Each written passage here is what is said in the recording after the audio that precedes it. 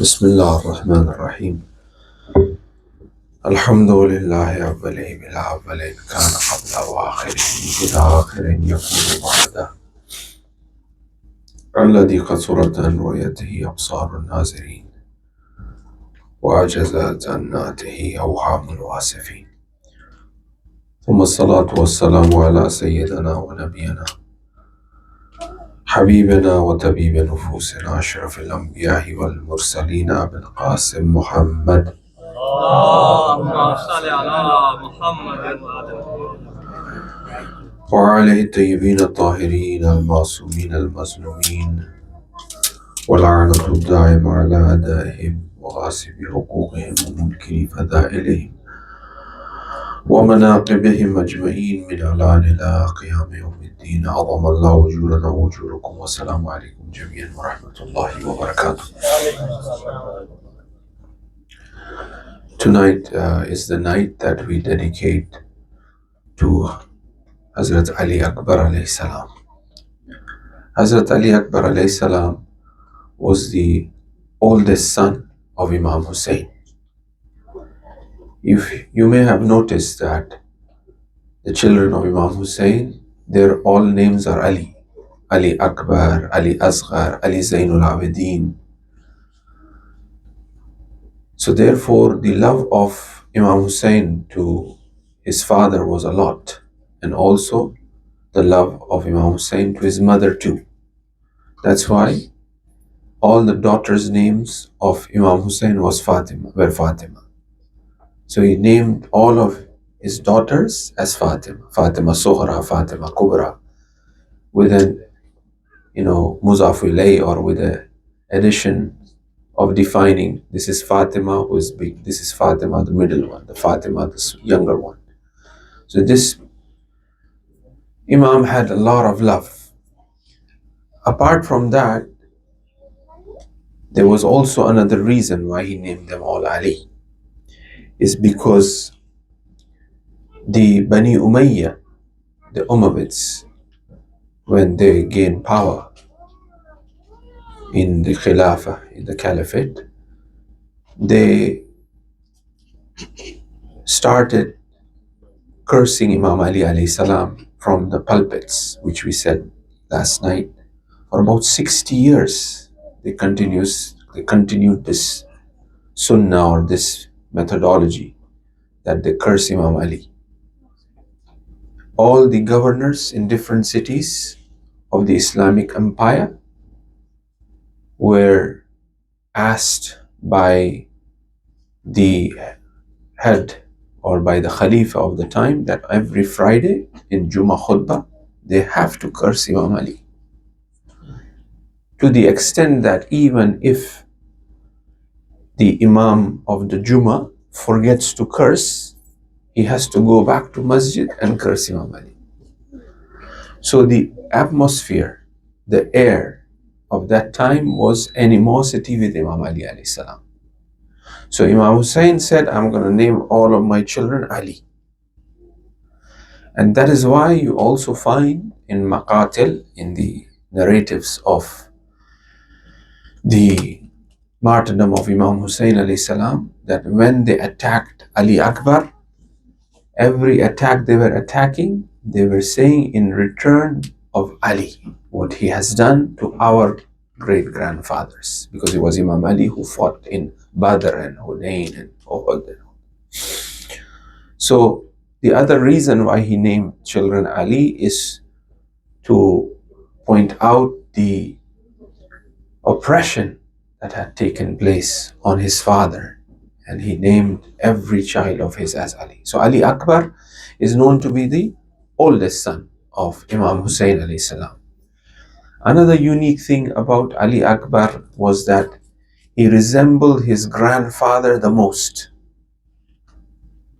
People who were living during the time, who were the companions of the Prophet, who lived during the lifetime of the Prophet, who have seen the Prophet, who have spoken to the Prophet, who have sat with the Prophet, whenever they will miss the Prophet, they will come to the house of Imam Husayn and they will say, please bring your son Ali Akbar, because he is exactly like the Prophet. He speaks like the Prophet. He walks like the Prophet. His logic, his understanding is like the Prophet. So he looked exactly like the Prophet. So that's another unique thing about Ali Akbar, that he resembled the Prophet the most. So his speech, his actions, his akhlaq, his understanding, his face, he looked like the Prophet. Right? The other thing about Hazrat Ali Akbar is known that he was so much strong in his spirituality, in his knowledge, that people, those who were the Wila'i, those who believe in the Imamat, they would say that definitely Ali Akbar will be the Imam after Imam Husayn. He was so strong. But the destiny of Allah was that he becomes Shaheed. And then Ali Awsat, which is Imam Zainul Abidin salam, he becomes the Imam after that. In the ziyarat that we give salams, As-salamu ala al-Husayn, wa ala Ali ibn al-Husayn, wa ala awlad al-Husayn, wa ala ashab al-Husayn. This Ali, which we take name in the ziyarat, is not Ali Zainul Abidin. A lot of people tends to think that it is about Ali Zainul Abidin, the fourth Imam. No. This Salam ala al-Husayn wa ala Ali ibn al-Husayn, this is Hazrat Ali Akbar alayhi salam. It's about, we are giving salutations to him. And he is buried, with Imam Husayn alayhi salam in the same chamber. There are 3 Shaheed buried in the chamber. That's why this grave have 6 corners. The Zari, have 6 corners to it. And is Ali Akbar buried there, and Ali Asghar, who is buried on the chest of Imam Husayn, and Imam Husayn alayhi salam. And then after that you have the Shuhada, who is buried a few steps. When you enter, you would say towards the right, and then you have Habib ibn Mazahir, who is also buried towards the left as well. Salat ala Muhammad wa ali Muhammad. One of the special things that is mentioned in regards to Hazrat Ali Akbar alayhi salam was that when the caravan was moving towards Kufa, towards Karbala, Imam Husayn dozed off on his steed. And then he woke up, and then he said, Inna lillah wa inna ilayhi raji'un. He recited the kalima. This kalima is known as, this ayah is known as istirja, which means that we are returning back to Allah subhanahu wa ta'ala. So Ali Akbar asked him, oh father, what happened? So he said that I just had a vision, a dream. I saw that the caravan is moving and death is following this caravan. Then Ali Akbar said, what difference does that make, father, when we are on haqq, when we are on truth, whether death comes to us or we go towards death, right? Very similar logic as his grandfather Amirul Mu'minin and his great grandfather, Rasulullah sallallahu alaihi wasallam, that when you are on haqq, it doesn't matter, فَتَمَنَّوُا الْمَوْتَ إِن كُنْتُمْ صَادِقِينَ. In Surah Jummah we recite, today was Jummah, right? Invoke death if you are the truthful one, you are on the sidq, right? So this is one of the very famous statement that it has been remained in the history in regards to Hazrat Ali Akbar. And this is very similar to that verse in the Quran, where Hazrat Ibrahim alayhi salam was taking Ismail to sacrifice him. He had a dream that he's sacrificing Ismail, so he was taking him, and Hazrat Ibrahim was perplexed. Obviously, it's the son. Sacrifice of the son in the way of Allah is not easy task, right? And Husayn was the one who was successful in doing so. That's why the sacrifice of Ibrahim was replaced by the greatest sacrifice. The sacrifice of Ismail was replaced by a ram, by a sheep, miraculously came. And then Allah said, I am replacing this sacrifice to that greatest sacrifice, which is the sacrifice of Imam Husayn is a azim, And Ismail said, well, father, you have seen that you are, sacrificing me. Bismillah, go ahead. Do not, be strong. Do not, be perplexed, right? And he says the ayah, you will find me from the sabirin. I will be from those who will be patient from doing the sabr. But here, when Ali Akbar goes to become shaheed, he will say, oh father, you will find me from shakirin. There's a difference between sabirin and shakirin. Shakirin is at the highest level of thanking Allah subhanahu wa ta'ala in all state. Sabr is usually a bit lower than shukr, right? That's why in dua of Rajab we recite Allahumma inni as'aluka sabrush shakirin. Oh Allah, give me the sabr, type of sabr of whose? Those people who are shakirin. Because sabr is the foundation of everything. Even a shukr guzar, a person who does shukr, he's doing sabr. A person who is sabr, he's doing sabr as well. That's the basis. But there is a sabr of sabirin and there is sabr of shakirin. The sabr of shakirin is the highest level. That even if they be annihilated, fana, fillah, in the wujud of Allah subhanahu wa ta'ala, they are in the state of shukr. They are thanking Allah subhanahu wa ta'ala. They are doing shukr, right? So here Ali Akbar says, oh father, you will find me from the shakirin, right? Ismail alayhi salam, you will find me from sabirin. So that's another thing in regards to Imam Husayn and the awlad of Imam Husayn, the children of Imam Husayn alayhi salam, peculiarly and particularly to Hazrat Ali Akbar alayhi salam. Salawat ala Muhammad wa ala Muhammad. Now, as we said that we are looking at the Dua-e-Arafa of Imam Husayn alayhi salam in order to understand the personality of Imam Husayn alayhi salam and at what level he was, to have some understanding. We will not be able to comprehend in full, really, as the poetry was recited, one starts to look back and reflect that a father who have lost a young son in this fashion, obviously those who are fathers, they know the love of their young children, right? And it's very difficult for the children to understand that, right? That is why when Imam Husayn alayhi salam was running behind Akbar, when he was going into the battlefield, and Ali Akbar stopped and he looked and he says, father is running behind. And then Ali Akbar says that, oh father, you prepared me to go to the battle. You asked me to go. You gave me the permission. And now you are running behind me. Then Imam Hussain says, oh Akbar, you're not father. You don't know what the love of father is. Right? So, as we recited in the poetry, that how his son was slain and killed. And when a father loses the son, that support, that love, and a son like the one who resembles Rasulullah, it's not easy for a father to,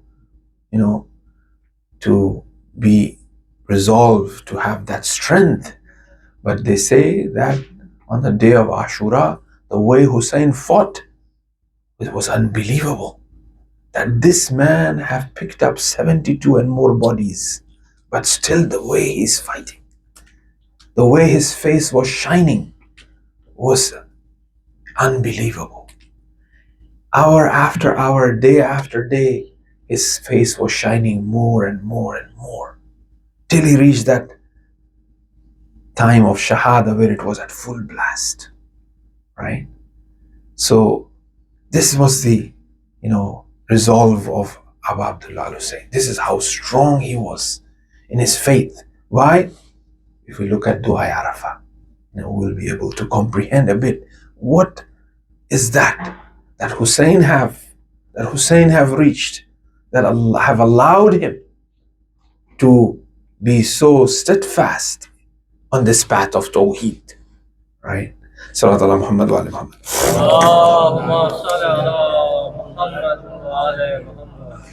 So the Dua Arafa, as we said, the first part, there are about 20 different attributes in regards to the Tawheed, in regards to the af'al of Allah subhanahu wa ta'ala, in regards to the actions of Allah, which begins with Alhamdulillah alladhi laysa liqada'ihi dafi'. He talks about the qada.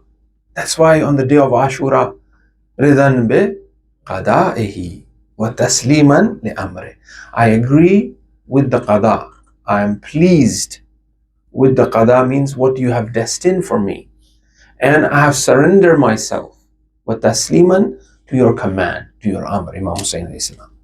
So as we said, how Husayn was on the day of Arafah, and then how Husayn was on the day of Ashura.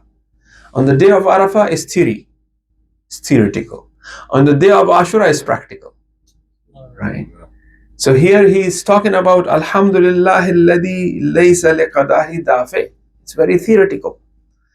But on the day of Ashura, he's giving that practical imtihan. Right? So he had that vision, that ma'rifah on the day of Arafah. He points out with the Dua Arafah that we need to really reflect. Right? Inshallah, when you go back home, that's a weekend coming up, just go through this dua in your own language, in Urdu or in English or in Farsi. Just read on its own. It's so beautiful. One is perplexed and complex. And reflect upon that when Imam Husayn is reciting, and with whom? It's with women and children and everybody there. But look how he's focused towards Allah subhanahu wa ta'ala. They say that when he was reciting this dua, people who were reciting or people who were there, they all stopped. And they were engroved, they were pulled by this recitation of Aba Abdullah al-Husayn alayhi salam, the way he was reciting, right? So I would request all of you that inshallah when you have time over the weekend, one of the things that you could do really is to reflect and read just the translation of this beautiful dua, how it is. It goes from depicting and describing the qualities and the attributes of Allah subhanahu wa ta'ala, praising Allah subhanahu wa ta'ala, and every dua have that element, have that aspect. Like for example, if you look at Dua Kumail, Allahumma inni as'aluka, bil, qudrati allati qaddartaha, all that, the jalal of Allah, the description of Allah and how Allah is powerful, so on and so forth. And that's the adab of dua. That's the way to do dua, But unfortunately, the way we do dua is that we just go in the sajda and we say, oh Allah, I want this, I want this, I want this, I want. We just jump onto what we want. But look how Ahlul Bayt ask. They also ask. They also ask for the best in dunya, the best in the akhirah, right? But they begin by praising Allah subhanahu wa ta'ala. They begin by taking, those asma jalale, those names of jalal and sovereignty of Allah, points out to the qudra and to the power of Allah. Right? And then after that points out to the jamal and beauty and forgiveness of Allah subhanahu wa ta'ala. And then after that in Dua Arafa as well, in other duas as well, it points out to the humility and the lowliness of what insan is. How weak, how feeble a human being is. He has no power, of his own. There's nothing in his hand. Everything is in the hands of Allah subhanahu wa ta'ala. Right? After that, after all of that, then one, submits the request that what one wants, after all of that. So in Dua Arafah as well, you find that it talks about the beauty of Allah subhanahu wa ta'ala, the jalal, the sovereignty and the greatness of Allah subhanahu wa ta'ala. Then it even points out to the, the feebleness, the weakness of human being, how I was in the womb of the mother, how weak I was, how I was created. I had no power, so on and so forth. If you read the translation, you will find that. We don't have time. It's a very deep and detailed dua. Then also it talks about thanksgiving, that, oh Allah, you provided me with this understanding, that I was brought up in a household where there was tawheed, where there was no shirk, polytheism, shirk, is the most, how shall I say, the lowest of intellectuality, that if somebody believes in polytheism, right? How lucky we are that we are introduced to such a household, to Ahlul Bayt, to Quran. And we know that, deep down inside, there's no other way than this. There's no U-turn on this one. And this no U-turn is on all different levels. I may be a beginner and I realize that yes, this is it. But it could be on the highest level, where we will be discussing the Tawheed-e-Af'al, the Tawheed-e-Asma, the Tawheed-e-Zat, right? أَيْنَمَا تُوَلُّوا فَثَمَّ وَجْهُ اللَّهِ, right? So even there's not, right? So this dua, it begins by pointing out to the qualities of Allah subhanahu wa ta'ala. And I just wanted to, because I spoke about these three different levels of Tawheed, and it's very important. Why are we discussing this? Because sooner or later, we have to come to comprehension of this, what Tawheed is, right? One may be saying, oh, this is too philosophical, this is too detailed, these are for the scholars and ulama. No. It's for all of you as well. Whether, we learn this, right, in this dunya, or whether we are taught in barzakh, we have to come to understanding of Tawheed, right? So it's a preparation. I mean, there's so much detailed discussion in regards to the principle of Tawheed, in regards to the Asma, in regards to the name and its combination, and we have to have that understanding. We have to begin somewhere, right? Because ya ayyuhal insan innaka kadihun ila rabbika kadhan famulaqi. We are journeying, we are toiling, we are moving towards what? For mulaqat of Allah subhanahu wa ta'ala. If you want to be on the highest level in the Jannah, in the hereafter, in the barzakh, we have to have that ma'rifah and understanding, that knowledge. Then only we'll be able to have those, pleasures of the hereafter. It's all the hereafter is based on, the teachings of the Quran, the understanding, of that Tawheed. That's why the Prophet says, Irqa wa warqa. In the hereafter, we will be asked to recite and go higher. Recite the Quran and go higher. Recitation of the Quran means that understanding of that Quran. Because when they severed the head of Imam Husayn, they were saying Allahu Akbar. They were reciters of the Quran. Those who killed Imam Husayn, like as we spoke about Shimr, he was Hafiz of Quran. Right? But at the same time, look what he did. He flipped. He became, initially after Amirul Mu'minin, after Siffin, he became part of the Khawarij. He became from the Khawarij and who fought Imam Ali, right? Although he was a student of Imam Ali in Tafsir al-Quran and fought alongside with Imam Ali in Siffin, in Jamal, in other places. He became injured while protecting Imam Ali and Hafiz of Quran, but he flipped, right? Because that he wasn't with the Imam of the time. He did not have the understanding and ma'rifat. As Rasulullah have said, Inni tarikum fikum al-thaqalain kitab Allah wa itrati. I have left behind the book and the itrat and the Ahl Bayt. If somebody just takes the book itself on its own, the Quran clearly says, Fasalu ahl al-zikr. You will not understand what the Quran is saying. It's not simple. It has deep meaning. The Quran says, ask people who are ahl al-zikr if you don't understand, right? So therefore, the ma'rifat of Allah subhanahu wa ta'ala and the understanding of Allah subhanahu wa ta'ala is very important. The Ahl Bayt teaches us, and this dua kind of points out to that, what Tawheed is, the levels of Tawheed, and to come to the understanding of this Tawheed.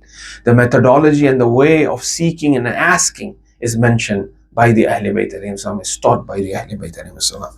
So here, very briefly, I will go once again on these three different levels of Tawheed, because some of the brothers were not here yesterday, and it was just an introduction yesterday in regards to these three levels.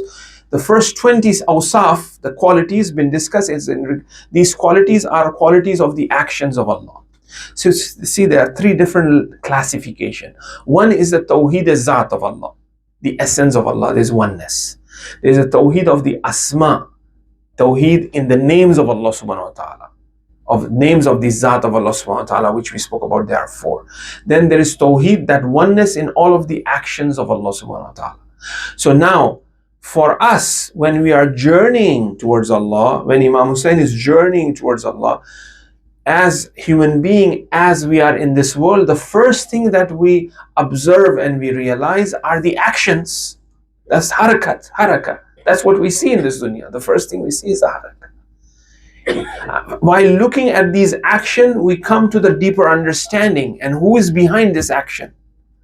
First thing we see the action, right? If something is moving, for example, some sound is coming, we try to look for where this is coming from, why it's moving. There has to be something behind which is moving. This is natural, right? So first thing that a waliullah, a saint, an insan kamil, a spiritual person, come to the realization of the actions of Allah subhanahu wa ta'ala. He looks at, for example, the creation, and he says all of these actions, all of this haraka, all of these movements that is happening, it is happening from a person, from a reality which is behind this. And that is Allah, right? That is Allah subhanahu wa ta'ala. All of this, beginning from natural sort of activities of the creation of the, khaliqiyat, and how the creation came into creation, the earthquakes, the sun and the moon and the whatnot, right? And then he comes to, there is Allah. Hazrat Ibrahim also points out to this, right? If he looks at the sun and the moon, he said, no, my Allah is much more powerful than all of these things. He look at these actions. So when a person is on this journey towards Allah subhanahu wa ta'ala, the first thing that he sees is that he will see Allah in all actions. He will see nothing but Allah. Everything that is happening is because of Allah and is from Allah. And he will see these actions from Allah subhanahu wa ta'ala. Right? And then he will create a relationship, with the things that he's seeing. Like that's why we said that Imam, when the fourth Imam would give something, to the beggar, he would kiss the hand of the beggar first, and then he will give the money. Why? Because Allah says in the Quran, who is there to give qaradul hasana? Right? So we are giving charity. When give charity, in reality, this charity goes to Allah subhanahu wa ta'ala. So he would respect and honor, and he would say, this is Allah, it's going in the hand of Allah, right? He would not treat them like, they are in need. No, I am in need. As in a narration, it says that when somebody comes and seek help from you, be thankful that Allah have put you in a place that, you are being helpful to the others. And by being helpful, you will be rewarded. Your level will be raised. So, this person is less in a need than you. You are more in a need of this person, by which you will go higher, right? So that sort of understanding of the actions, of the activity that is going on, and all of these actions and activities eventually goes back to Allah. And this gives that person itminan. No matter how much musibat comes in the dunya, one will be like, inna lillahi wa inna ilayhi raji'un, la hawla wa la quwwata illa. And the Quran says this as well. Ma asaba min musibatin. Whatsoever musibat is there, whatsoever calamities is there, whatsoever difficulties is there, ma asaba min musibatin min Allah. It comes from Allah. In another place, yes, there is a verse which says that ma asaba min musibatin. Whatever musibat comes is because of your nafs. Because I have done something, right? And there's a reaction of that. I have committed a sin. The sixth Imam have a hadith where he says that, man yamutu bid-dunub aksar lamman yamutu bil-ihsan. Those individuals who die because of their sins are more than those individuals whose lives are saved because of their ihsan. Because it says that when a person does ihsan, the life is prolonged. Giving sadaqah, doing ihsan, the person ajal, the qada, alhamdulillah, which we talk about the qada, the destiny extends. When a person does sila rahim, I call my brother, I call my sister, I'm kind towards them. Yes, they may have done something wrong, but I forget and I forgive. I initiate that. I connect to them. The one who was in charge of giving poison to the sixth Imam, and sixth Imam is breathing his last breath, is about to die. He says that from my money that I'm leaving behind, give a share to that person who's the family member who was in charge of giving, who played a role in giving poison to the sixth Imam, from the inheritance of the sixth Imam. They all said, well, he was the one who was, who has a hand in killing you. Then he recited the verse from Surah Ra'd, which says that Allah is the one who connects and make relatives. It's not my choice or your choice that he is my brother or sister or my cousin. It is Allah who have decided. So when Allah have connected me to you, who am I to cut? Right? So that important is family. That important is brotherhood.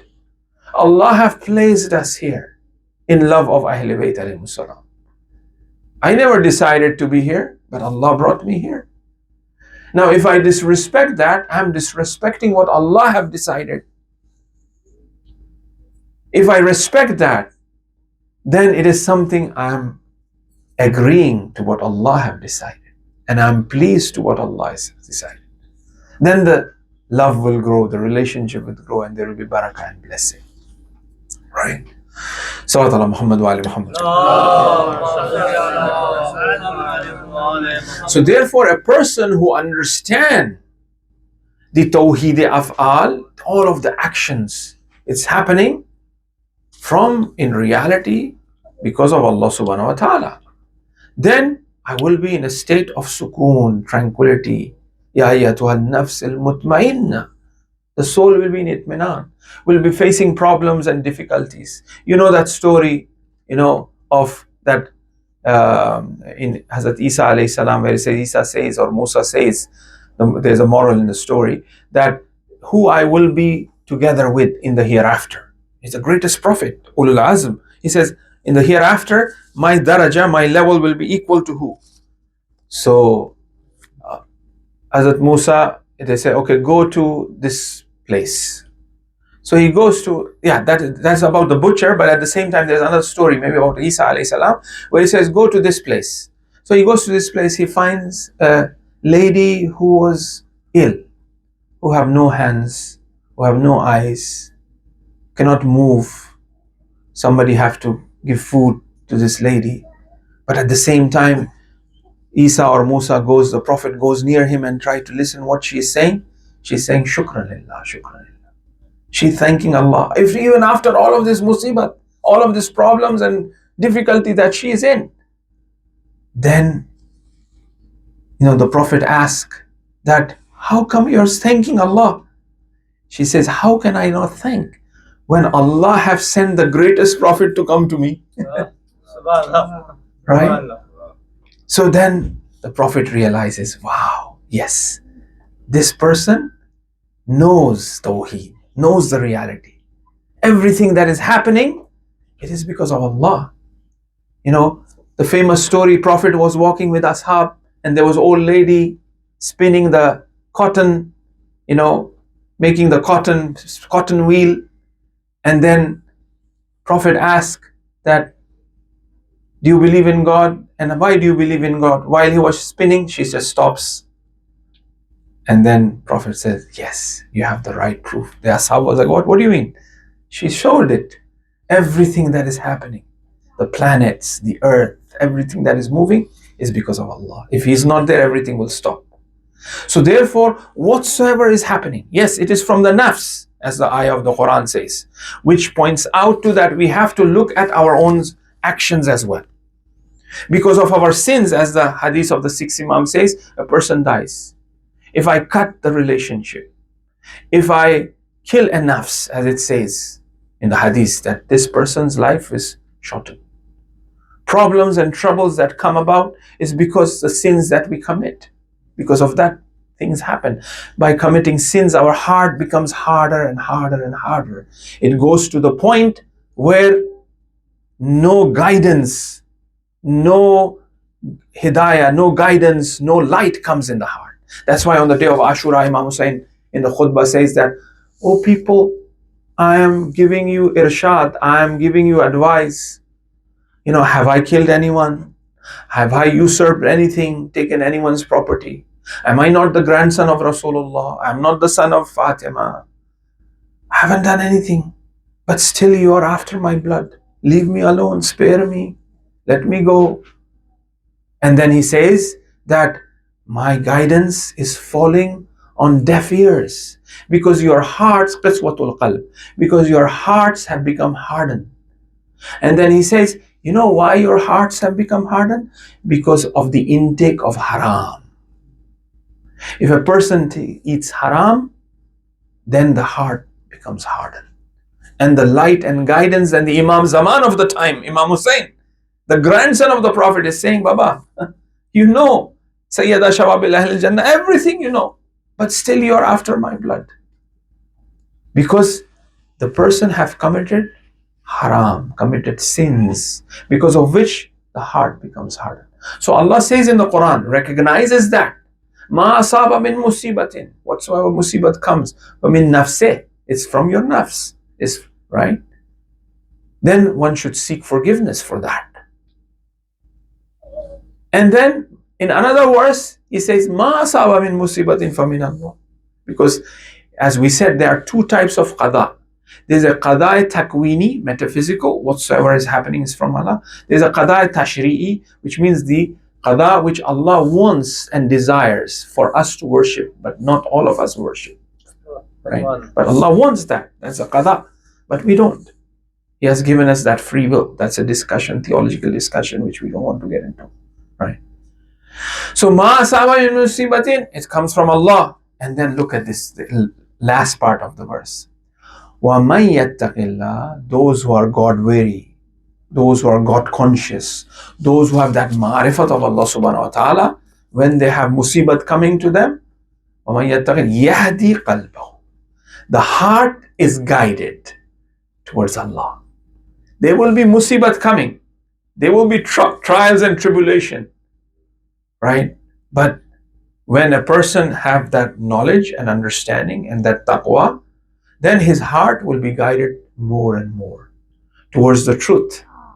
Right? There isn't a moment, as the hadith says, there isn't a moment that within 40 days he's not tested. If he's not tested, he should check his iman. Within 40 days, there will always be some problem.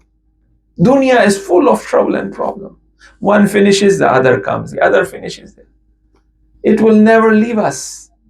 What we have to be is that we have to be strong in our tawakkul, in our iman, in our taqwa, in that belief.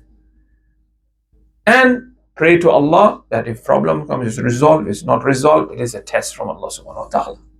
That we have to live with it and pass that and trust in Allah subhanahu wa ta'ala. Right? So there will always be issues. So if a person's tawheed is correct, his understanding and ma'rifat of that tawheed is correct, there's no pain for him. He is in a state of itminan, in tranquility, because he's seeing all actions coming back or going back to Allah subhanahu wa ta'ala, coming from Allah subhanahu wa ta'ala. If he is on the right path, right, and then he sees difficulties and says, okay, alhamdulillah, I've been tested. Allah will give him that strength. It comes and it goes. And a person's iman will become stronger and stronger. Salat ala Muhammad wa ali Muhammad. So first is that a person comes to the understanding, A waliullah, a person with a deeper resolve and on knowledge of Tawheed, of belief in Allah, will come to the understanding that of Tawheed af'ali. There is oneness in these actions of Allah subhanahu wa ta'ala. Right? That's the maratib shuhud that a person would have. Everything will come from Allah. That's why you have the famous hadith which says that, which is known as Qurbun Nawafil. وَإِنَّهُ يَتَقَرَّبُ إِلَى بِالنَّوَافِلِ. A person will come closer to Allah with the nawafil, with the mustahab prayers, so on and so forth. And this person will come so close to me that I become his hand, that I become his eyes, that I become his ears. So all of these things are action. Hand, ears, listening, speaking, seeing, right? Walking, I become his feet. So when a saint performs nawafil, the mustahab prayer, the sunnah prayers, with his actions, he will come so close to Allah subhanahu wa ta'ala that Allah will become that. So whatever the insan kamil, the waliullah, the imam is performing, is actions of Allah. وَمَا رَمَيْتَ إِذْ رَمَيْتَ وَلَكِنَّ اللَّهَ رَمَى. When you're throwing an arrow, a Prophet is not. When they give bayah on your hand, they are giving bayah on the hand of Allah. Nafsullah, Ainullah, Yadullah, Amirul Mu'mineen. Right? Because this saint, this person, this insan have reached to a point where he has become Yadullah, where he has become Nafsullah, where he has become Ainullah. Right? In dua of the Friday, today was Friday, we recite in the ziyarat of the 12th Imam, we recite Ainullahi fi khalqih. You are the Ain of Allah subhanahu wa ta'ala, on this earth, the 12th Imam, right? So therefore, how? Because of that purity, sincerity, and these actions, nawafil, that he comes so close that Allah becomes that. So all of his actions, so once again, it's pointing out to the actions, every action that takes place. Now, the beauty is here, just in the margin, I'll mention this. Allah is so humble, is so sweet, is so beautiful, that he doesn't say that when the abd comes closer to me, he becomes my hand, he becomes my eyes. Allah said, I become yours. Look at the love of Allah that he has for the creation, right? How much he loves us. He says, I become yours, not he becomes. He could have said that, but the hadith is a common hadith in Ahl Sunnah and Shia as well. Qurbun Nawafil. As Allah says, I become that. So this is actually pointing out to that Tawheed, that oneness in all actions. All actions comes from Allah subhanahu wa ta'ala, right? Then we spoke about the Tawheed Asma. Let's see what it means, that all of these actions goes back to a certain quality of Allah subhanahu wa ta'ala, which is the quality of His Zat, which we said there are four. I'm not going to go in detail again. The Hayy, Allah is Hayyul Qayyum, Hayy. Allah is Alim, is knowledgeable, He's Alim. Allah is Qadir, He has that Qudra, and Allah have that ikhtiyar, that choice, to do so, right? That will He has. So these are the, if you investigate or if you reflect on these four things which I have mentioned, you cannot see these things in action. Show me an action as an ill. You cannot. You can show the action of risk, giving risk. This is razikh, giving. You can show the action of mumit, taking life, right? But in terms of Allah as being hayy, one cannot really show that as such. It goes back to the ism, tawheed, and all of these names are one. It all goes back to the one. And the highest level, and a waliullah, a person who is on this path of spiritual wavering, not only he sees that tawheed of action of Allah subhanahu wa ta'ala, all comes from Allah. Not only he sees that, but he even sees all of these action returning back to the Asma Ilahi. That is much higher. That is much more powerful. They say that this sort of vision of tawheed of action comes in a form of ghashwa. The soul goes in a state of unconsciousness while looking at what's happening. It connects to that power, to Allah subhanahu wa ta'ala, right? That's why Ali at nights, Mawlaya Mawlaya, Anta al-Mawla wa ana al-Abd.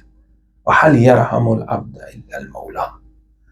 He goes unconscious in the desert while doing munajat. Why? Because he sees Allah. And the physical body do not have that capacity to take, because Allah is immaterial, right? So it happens in the different states that he goes, unconscious, comes back to conscious, right? And on the highest levels, you have that asma. Imagine when that happens, in what state a person would be, right? Finally, which is the Tawheed of the Zat, which is the highest of the highest. Very briefly, I will mention that, and in which we find that there is a possibility of that. Because when we look at the riwayat, we find in which there is a dua which comes from Amirul Mu'mineen Ali ibn Abi Talib alayhi salam, where it was the battle of Badr, and Amirul Mu'mineen had a dream of Qizr, and he taught him the dua in which says, Yahu, Ya man lahu illahu. This dua is very powerful, in which you have this, it begins with Yahu, Ya man lahu illahu. So purely pointing out to that. Who is like mysterious. There's no ism as well. There's no name. Like Hayy or Qadir, There's nothing of that. It's who, which means mysterious. There's no depiction, description, any definition or any name, which is the highest level of that. And when Amirul Mu'mineen mentioned this to Rasulullah said, yes, this is the Ism-e Azam which was taught to you. It's the highest name of Allah subhanahu wa ta'ala. Ism-e Azam. And the Ahl Bayt alayhi salam have that name. Having that name means that they have that vision of that name, or they manifest that, or they have reached to that station, maqam of witnessing even the Zat of Allah subhanahu wa ta'ala, which is the highest level. Right? Now, after discussing this different names of Allah, the 20 names of Allah, like he speaks about qada, he speaks about the creation, how the creation is created. He speaks about where if Allah wants to give khair, Allah wants to give something that is good, who can stop that? Who can stop the destiny of Allah? Who can stop the khair of Allah? Who can, who knows the creation, how Allah have created with wisdom? These are all discussions in the beginning. Then after that discussion, he talks about his own creation. And then after that, he reaches to a very beautiful point which connects to the beginning of the dua, and that is the qaza, and where he says that, وَخَيْرِ لِي فِي قَدَائِكَ, make the qada khair and good. وَبَارِكْ لِي فِي قَدْرِكَ, and have that barakah in that what you have destined me. Look how much blessed the martyrdom of Imam Husayn alayhi salam. Barakat means something that remains. That was barakah mean. It comes from biraka. When the water gathers, they call birake. In Arabic, called birake. Like for example, the water falls and then it comes in a sort of like a pothole. That is called birake. That's called like water have gathered there. The barakah comes from there. Why? Because the water have remained. Right? When Rasulullah slaughtered a sheep, and he gave everything, and only few chunk of meat was remained. Then Rasulullah says there was so much barakah in it. Why? Because what you have given, it remains. Not what remains is barakah. No, what you have given, that has remained with you. Right? So therefore, barakah means that. So here, Imam Husayn, he did not remain, but Husayn did remain. Right? Give me that barakah. And that's what he's saying, right? And وَبَارِكْ لِي فِي قَدْرِكَ, in that qadra, in that destiny that you have decided for me, put that barakah for me. And then he says very beautifully, make me fear as if I can see you. the way I should fear you, as if that I am seeing you. Rasulullah also advised Abazar, oh Abazar, ittaqullah, have God wariness, God consciousness.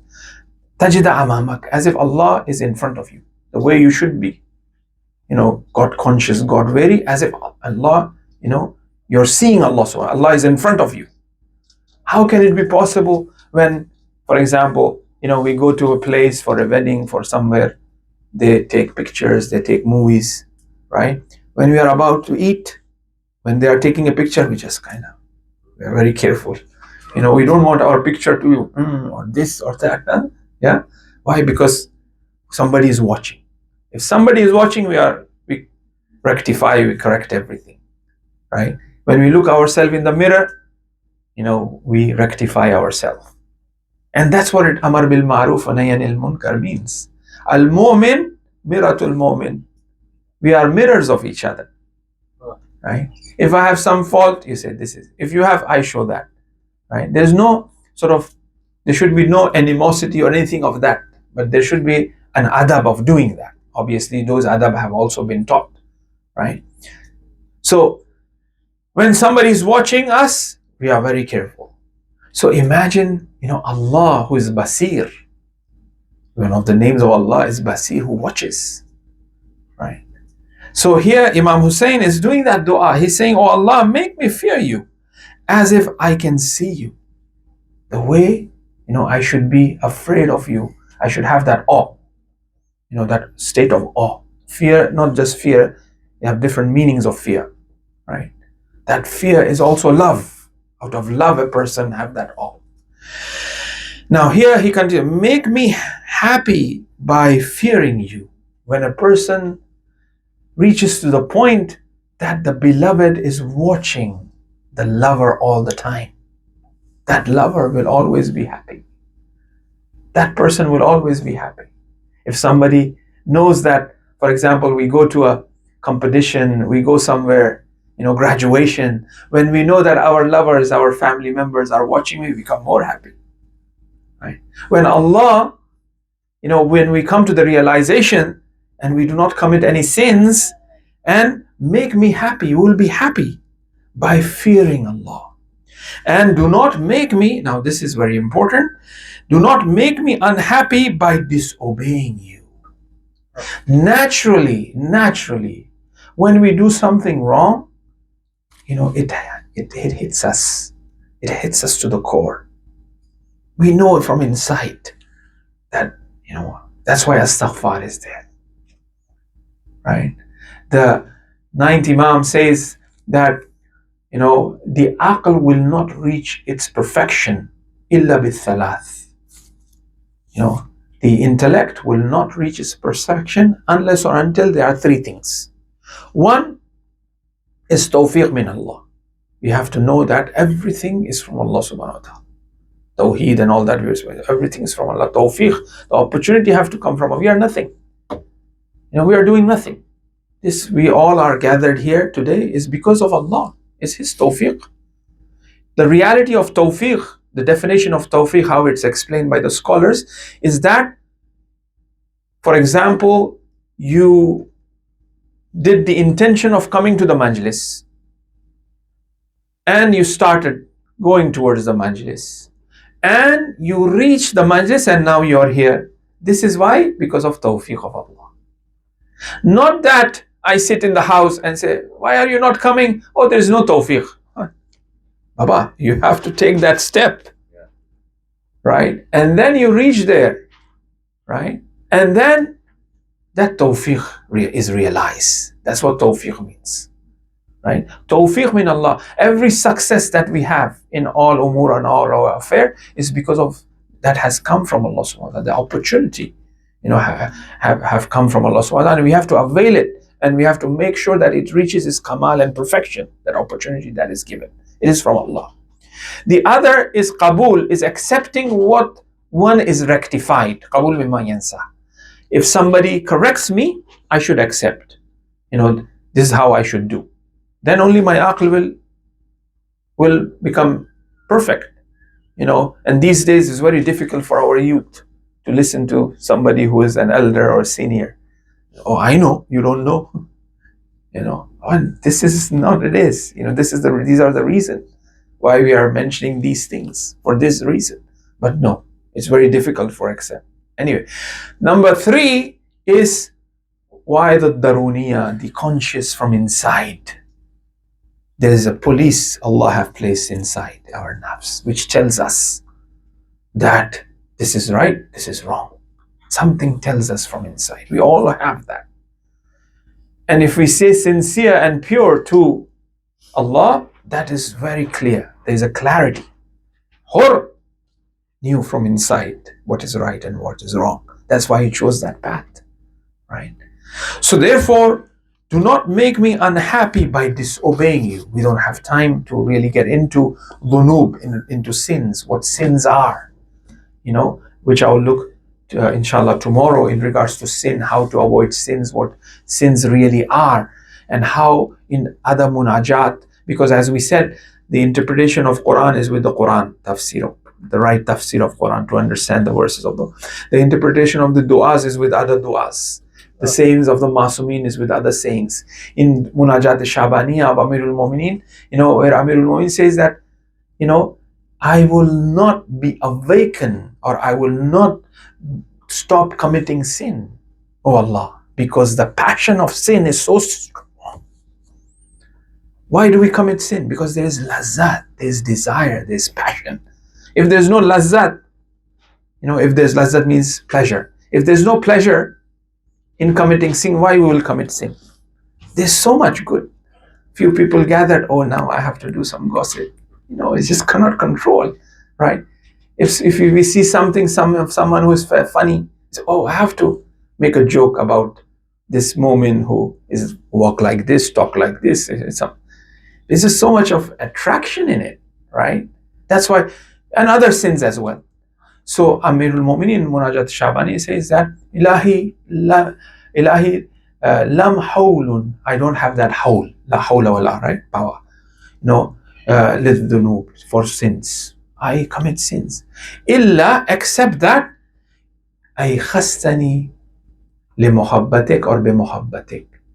If you awaken my love for you. If that muhabbat of Allah is awakened in me, then I will never commit a sin. So we have to awaken that love of Allah.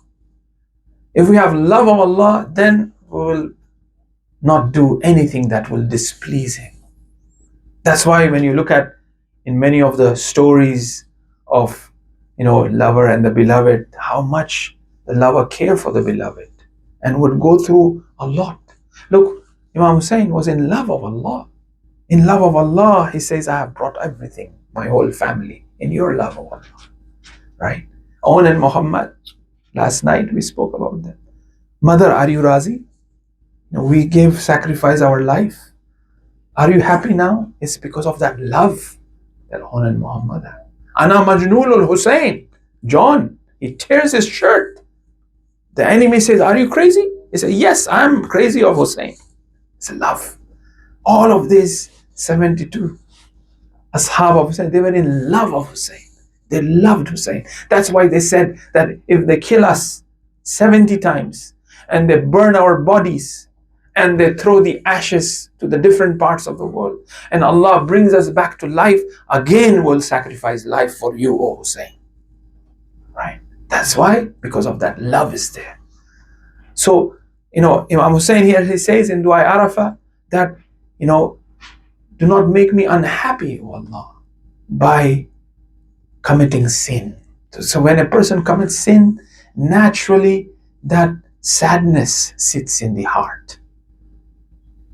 That guilt comes in the heart, right? Which needs to be get rid of. One have to be in a state of, now obviously there are different levels of sin. Anbiya and Awliya, they were also part and parcel of the dunya. For them, when they are engaged in the dunya, they regard that as a sin. So all of these are astaghfar, because they were masum. Our belief, all of the prophets were, infallible. Unlike some of the schools of thought, they believe that they can commit sins, na'uzubillah, right? All of the prophets were infallible, they were masoom, the imams were masoom. But they are liable, or they may be able to commit mistakes, which is not a sin. Like, for example, Prophet Yusuf did not stand up from the throne when the father came, Yaqub. That is, standing up for the father is not wajib, as in halal and haram type of thing. It's mustahab, it's respect that should be there. But he did not. So that was not a good act. It was not a sin, right? Or, for example, Prophet Yunus alayhi salam, he called the curse on his people, right? And he was punished in the belly of the whale, right? So this was not a sin. This is, was natural that he's been guiding and guiding. No one is listening. He says, I have had enough of you. I'm leaving now. May Allah take care and have azab on, right? So he did not commit something which Allah have not asked him to. He did not do anything. So, or for example, how Anbiya and Awliya are involved with the worldly, with the dunyawi things. This is part and parcel. But they look that as things, these things may make them far away from Allah subhanahu wa ta'ala, for which they seek astaghfar, for which they really want to have that perfect vision of that tawheed. That's what the whole Karbala is all about as well.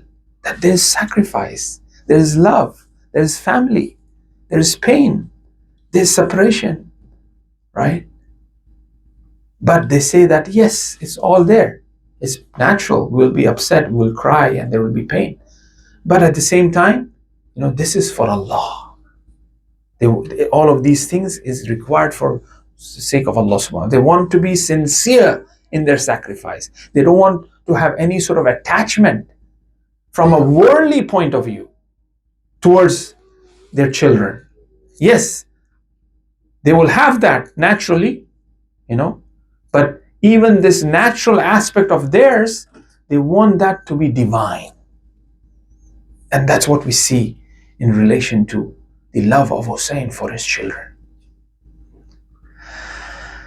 Right? That's how Imam Husayn loved his children. There's love, natural love towards Ali Akbar. But Ali Akbar, you resemble my grandfather, Rasulullah. That's the divine love. Right? There's that natural love and there is that divine love. And when that divine love is tested, it's very painful. Dunyawi aspect, they are far from the dunya. But when that divine separation takes place, it's not easy.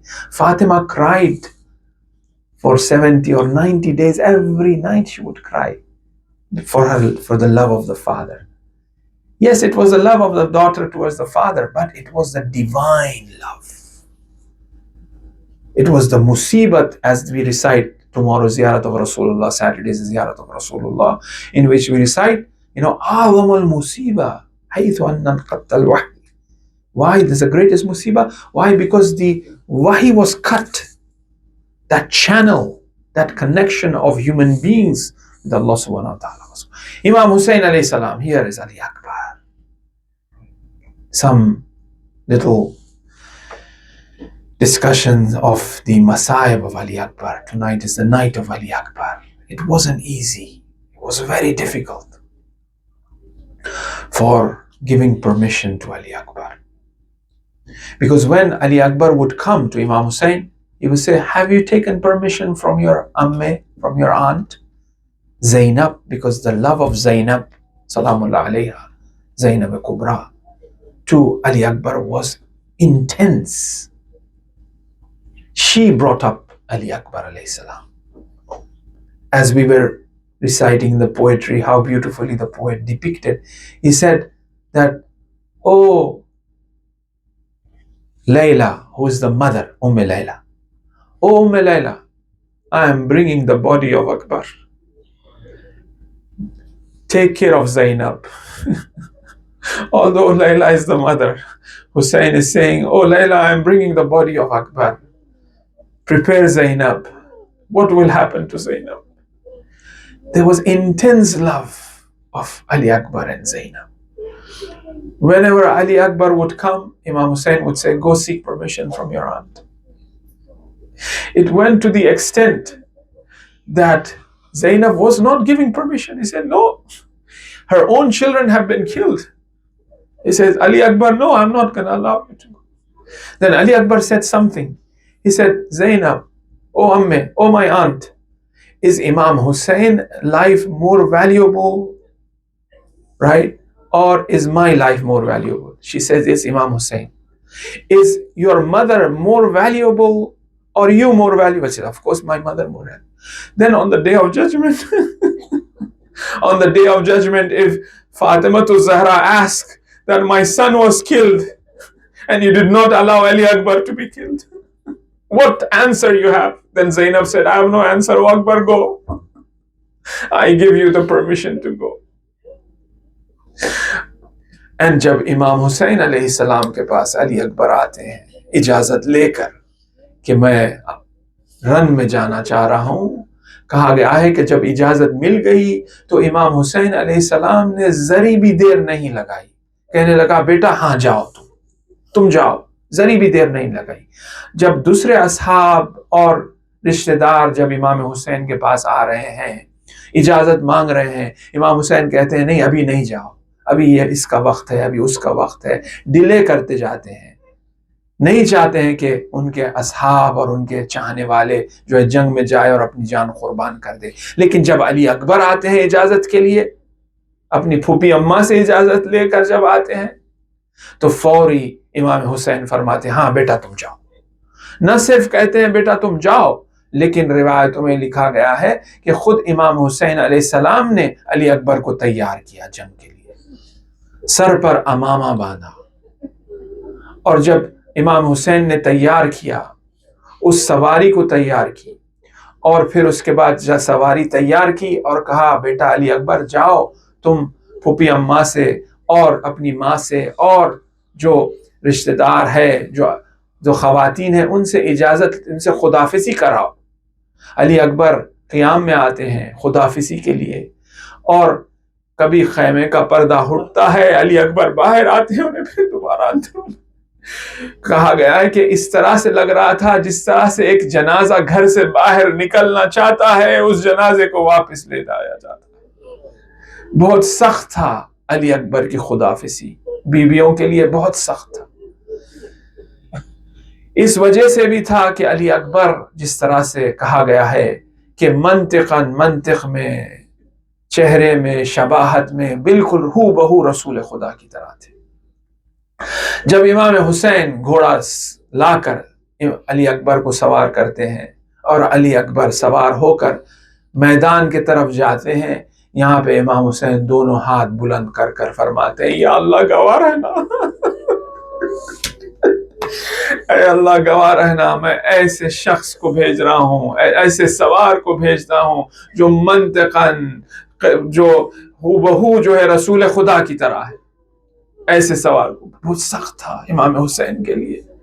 اور جب علی اکبر سوار ہو کر آگے بڑھتے چلے جا رہے ہیں، علی اکبر کہتے ہیں کہ میں دیکھ رہا ہوں کہ ایسا لگ رہا تھا کہ کوئی میرے پیچھے دوڑا دوڑا چلا رہا ہے، اور آواز آ رہی ہے مہلن مہلا، آہستہ جاؤ علی اکبر، آہستہ جاؤ۔ اور جب میں پلٹ کے دیکھا تو میں کیا دیکھتا ہوں کہ میرا بوڑھا باپ پیچھے میرے گھوڑے دوڑے دوڑے چلا رہا ہے گھوڑے کے پیچھے۔ میں رک جاتا ہوں اور کہتا ہوں بابا جان آپ ہی نے تو مجھے اجازت دی تھی۔ اور یہاں پہ امام حسین فرماتے ہاں میں نے اجازت دی تھی امام کہ طرح میں نے تمہیں اجازت دی کہ تم بھی جو ہے فائز شہادت ہو جاؤ، لیکن میں باپ بھی تو ہوں اے علی اکبر۔ باپ کی محبت بیٹے کے لیے، وہ کڑیل جوان بیٹا۔ اور پھر یہاں پر جب علی اکبر میدان میں گئے ہیں، امام حسین علیہ السلام، روایتوں میں نہیں ملتا ہے کہ امام حسین آ کر کہتے ہیں زینب اور ام لیلا ام رباب مصلی بچھانا اور دعا کرنا علی اکبر کی سلامتی کے لیے کہ علی اکبر کو واپس لوٹا جائے۔ بیویاں اٹھاتے ہیں، دعا کرتے ہیں اے خدا جو یوسف کو تو نے واپس بھیجا ہے اپنی باپ کے لیے، علی اکبر کو واپس بھیج۔ قیام خیمے میں جو ام لیلہ ماں ہے، پھپھی ہے، امام حسین کے چہرے کو دیکھ رہے ہیں اور امام حسین جنگ علی اکبر دیکھ رہے ہیں. جیسا امام حسین کا چہرہ زرد ہوتا ہے، پریشان ہوتے ہیں، دعائیں بلند ہو جاتی ہیں، کہتے ہیں کہ علی اکبر کو ابھی کیا ہوا ہے، ابھی کوئی پریشانی میں آئے ہیں کیا علی اکبر؟ اور یہاں پہ امام حسین کہتے ہیں دعا کرنا کہ ایک بہت قوی جو ہے پہلوان آیا ہے اکبر کے مقابلے کے لیے. اکبر اس دعاؤں کے ذریعے اور اپنی شجاعت کے ذریعے جس طرح سے علی اکبر جنگ کرے ہیں، اسی طرح سے جس طرح سے رسول جنگ کرتے ہیں، جنگ اسے واصل جہنم کرتے ہیں، اور جنگ کرتے کرتے بہت دور چلے جاتے ہیں، اور پھر اس کے بعد لوٹ کر واپس آتے ہیں اور کہتے ہیں بابا جان تھوڑا سا پانی ملے گا. جب باپ سے بیٹا پانی مانگتا ہے تو آپ تصور کریے کہ باپ کی حالت کیا ہوگی. اسی لیے امام حسین نے یہ جملے سے مدد مانگی. کیا جملہ؟ علی اکبر ذرا صبر کرنا، تمہارے نانا رسول اللہ تمہارے لیے پانی فراہم کریں گے. یہ جملے سے امام حسین نے مدد مانگی ہے کہ تمہارے نانا تمہیں پانی فراہم کریں گے، ذرا صبر کرنا. پھر بھی علی اکبر نے کہا بابا تھوڑا سا اگر پانی مل جائے تو میں ان دشمنوں کو بتاؤں کہ میرے نانا کس طرح سے جنگ کرتے تھے، میرے دادا کس طرح سے جنگ کرتے تھے. یہاں پہ امام حسین نے فرمایا علی اکبر تم اپنی زبان میرے دہن میں، میرے منہ میں ذرا رکھ دو، شاید کچھ ٹھنڈک مل جائے. علی اکبر آگے بڑھتے، شاید یہ باپ کا طریقہ ہے کہ بیٹے سے بوسہ لے. باپ یہ چاہتا ہے کہ بیٹے کو اتنا قریب لائے، جانے سے پہلے وہ خداحافظی ہو جائے، وہ سکون مل جائے، وہ ٹھنڈک مل جائے. یہاں پہ ٹھنڈک علی اکبر نہیں ہے بلکہ ٹھنڈک حسین ابن علی ہے، کہ حسین چاہتا ہے کہ وہ بیٹے کی ٹھنڈک اسے مل جائے. اور پھر یہاں پہ علی اکبر اپنے دہن کو، اپنے زبان کو بابا کے دہن، بابا کے زبان پہ رکھتے ہیں اور ایک دفعہ پیچھے کھینچ لیتے ہیں، کہتے ہیں بابا جان آپ تو میرے سے زیادہ پیاسے ہیں. یہاں پہ دوبارہ علی اکبر علیہ السلام جنگ کے لیے روانہ ہوتے ہیں، اور یہاں پہ امام حسین کہتے ہیں رضن بقضائہ و تسلیما لامرہ، اب دعا نہ کرنا. اب وہ امتحان کا وقت آ گیا ہے. ہاں یہاں پہ علی اکبر تھے لیکن امتحان اصغر تھا، اور پھر کچھ گھنٹوں بعد وہ امتحان اکبر ہے لیکن علی اصغر ہے. اور یہاں پہ علی اکبر دوبارہ جنگ کے لیے روانہ ہوتے ہیں. کیا معرکے کی جنگ کرتے ہیں، بہت مشکل ہوتا ہے علی اکبر کو قابو میں لانا، اور تمام دشمن گھیرے میں لے لیتے ہیں، اور کوئی شمشیر چلا رہا ہے، اور کوئی نیزہ پھینک رہا ہے، اور کوئی تیر چلا رہا ہے. اور پھر یہ دیکھا گیا ہے کہ علی اکبر جب جنگ کرتے کرتے آگے جاتے ہیں تو ایک ایسا شمشیر کا وار ان کے سر مبارک پہ آتا ہے کہ وہ خون ان کے آنکھوں میں آ جاتا ہے. پھر اس کے بعد ایک ایسی برچی ان کے سینے میں لگتی ہے کہ وہ اپنے آپ کو سنبھالنے نہ پاتے ہیں، دونوں ہاتھ گھوڑے کی گردن میں ڈال دیتے ہیں. سید ابن طاؤس جو مشہور عالم ہے وہ یہ لکھتے ہیں مقاتل میں، اپنے مقتل میں لکھتے ہیں کہ میں یہ دیکھ رہا تھا، مختلف روایتوں کی جانچ پڑتال تحقیق کر رہا تھا کہ کہا گیا ہے کہ جب کوئی سوار اپنا ہاتھ گھوڑے کی گردن میں ڈال دیتا ہے تو اس کا مطلب یہ ہوتا ہے کہ یہ سواری اسے قیام کی طرف واپس لے جائے. مگر میں یہ نہیں سمجھ سکتا کہ ہمیں مقتل میں یہ روایت ملتی ہے کہ علی اکبر کے پیٹھ کو ٹکڑے ٹکڑے کیا گیا ہے، اربن اربا. علی اکبر کو اتنے تیر کے وار لگائے گئے ہیں پشت پہ کہ کس طرح سے یہ سواری، یہ گھوڑا قیام کی طرف واپس نہیں لے گیا. تو میں یہ دیکھ رہا تھا اور مجھے یہ روایت ملی کہ جب اکبر نے اپنے دونوں ہاتھ گھوڑے کی گردن میں ڈال دیے تو علی اکبر کا خون اس گھوڑے کی آنکھ میں چلا گیا، اور ایک شخص جس کا نام عبداللہ کچھ نامی تھا، وہ شخص گھوڑے کی لگام لے کے دشمنوں کے بیچ لے کے گیا اور اکبر کے پیٹھ پہ اتنے وار کیے گئے اور وار کرتے جاتے تھے اور کہتے تھے کہ کیونکہ تیرا نام علی ہے ہم تجھے اور وار کریں گے. اور پھر علی اکبر اپنے آپ کو گھوڑے کی زین پہ سنبھالنے نہ پائے، گھوڑے کی زین سے جب زمین پہ آتے ہیں برچی کا پھر سینے میں اور یہ برچی کا پھل سینے میں اٹک جاتا ہے، اور وہ جب زمین پہ آتے ہیں اپنے باپ کو سلام دیتے ہیں، بابا جان میرے مدد کے لیے آئیے گا۔ راوی یہ لکھتا ہے کہ جب حسین علی اکبر کی لاش پہ جانے کے لیے گئے، اسی طرح سے گئے جس طرح سے ایک عقاب شکار کی طرف جاتا ہے، تیزی سے علی اکبر علیہ کی طرف مدد کے لیے امام حسین علیہ السلام گئے ہیں۔ جب آگے بڑھتے چلے گئے ہیں، اپنے آپ کو گھوڑے سے گرا دیتے ہیں، کہتے ہیں اے نائن علی اکبر، اکبر تم کہاں، مجھے دکھائی نہیں دیتا، تاریکی چھا گئی ہے، اندھیرا چھا گیا، اکبر مجھے صدا دو، مجھے پکارو، تمہارے آواز کے ذریعے میں تمہارے قریب آؤں۔ اکبر پکارتے گئے، امام حسین علیہ السلام قریب پہنچے۔ سید ابن طاؤس یہاں پہ لکھتے ہیں جب امام حسین علیہ السلام علی اکبر کے پاس پہنچے، جوان بیٹے کو خون میں نہایا ہوا دیکھا، اور پھر اس کے بعد علی اکبر کا سر اپنے زانوں پہ رکھا ہے اور کچھ گفتگو کرنا چاہ رہے ہیں۔ یہ روایت میں ملتا ہے جب امام حسین گفتگو کرنا چاہ رہے ہیں، دشمن امام حسین کی طرف گھیر لیے، گھیر کر تھالیاں بجا رہے ہیں، ہل ہلے کر رہے ہیں، خوشیاں منا رہے ہیں، نہیں چھوڑ رہے ہیں کہ باپ اپنے بیٹے سے کچھ گفتگو کر سکے۔ اور یہاں پہ لکھا گیا امام حسین علی اکبر کو چھوڑتے ہیں اور پھر اس کا دشمن پہ حملہ کرتے ہیں، جس طرح سے شیر حملہ کرتا ہے، ان دشمنوں کو دور کرتے ہیں، پھر واپس علی اکبر کی لاش پہ آتے ہیں۔ دوبارہ علی اکبر کے پاس آ کے کچھ گفتگو کرنا چاہ رہے ہیں، اکبر کچھ کہہ رہے ہیں، ایک ہاتھ علی اکبر کا امام حسین علیہ السلام کے گلے میں ہے، ایک ہاتھ سے کچھ چھپائے ہوا ہے، اپنے سینے پہ رکھا ہے، کچھ چھپائے ہوا ہے۔ یہاں پہ حسین کہتے ہیں علی اکبر دونوں ہاتھ میرے گلے میں ڈالو، بیٹا کچھ چھپا رہا ہے، بیٹا یہ نہیں چاہتا ہے کہ باپ تکلیف میں آئے، پریشانی میں آئے۔ اور پھر اس کے بعد جب امام حسین نے کہا کہ بیٹا دونوں ہاتھ ڈالو، جب دوسرا ہاتھ ہٹایا تو بابا نے کہا اِنَّ لِلَّهِ وَإِنَّا إِلَيْهِ رَاجِعُونَ۔ پھر اس کے بعد امام حسین علیہ السلام چاہتے ہیں کہ یہ برچی کے پھل کو جو سینے میں اٹکا اسے نکالے، اور کہا گیا ہے کہ کربلا کے زمین پر نجف کے طرف رخ کر علماء نے پڑھا ہے، کہا یا علی، اور اس برچی کے پھل کو کھینچا ہے، خون کا فوارہ امام حسین علیہ السلام کے چہرے پر، اور امام حسین نے آسمان کی طرف نگاہ کر کے کہا اس طرح سے میں ملاقات کروں گا رسول خدا سے، خون اکبر، خون اول محمد، خون قاسم، اس طرح سے میں ملاقات کروں گا رسول کی۔ جب برچی کا پھل نکالا، یہاں پر کڑیل جوان ایڑیاں رگڑ رگڑ کر اور یہ زینب قیام سے دیکھ رہی ہے، زینب یہ دیکھ رہی ہے کہ حسین تک و تنہا بیٹے کی لاش کے ساتھ ہے۔